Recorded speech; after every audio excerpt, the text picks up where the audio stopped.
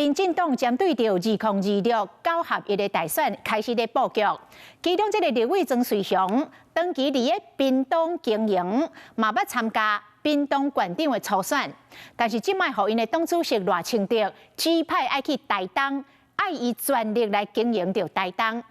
啊，这曾水雄讲，伊已经伫咧台东找到上强的家母，就是现任的立委陈莹，啊，伊家己会扮演着痛苦的角色。为力支持庄瑞雄。北市新苏系革命的靠山，就算尾后无摕到屏东县长的初选，我曾水雄同款继续经营地方。下两场民进党中常会党主席赖清德亲身下令，爱曾水雄集中主权，该全力经营台东。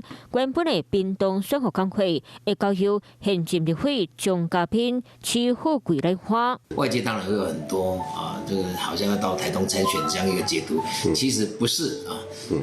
赖总统其实是在台东他看到曙光，表情看起来有苦衷。2022年屏东县长立行党内初选，就准备起58.98%支持度赢，新系曾水雄排伫咧第二。规个初选的过程，伊就和新系钟嘉宾竞争表过真侪摆。我有8年的副县长经验，有长久的中央跟地方的行政经验，所以我已经准备好。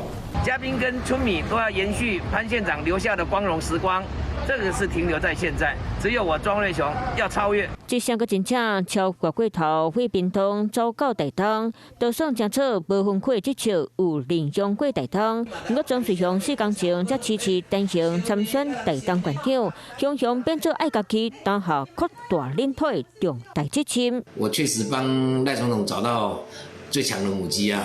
就我们的县长候选人陈莹这个支持者也非常振奋啊。无心情换曾水雄起嚟，敢若要做痛苦的角色。屏东这局即马真正看起来爱换人协助。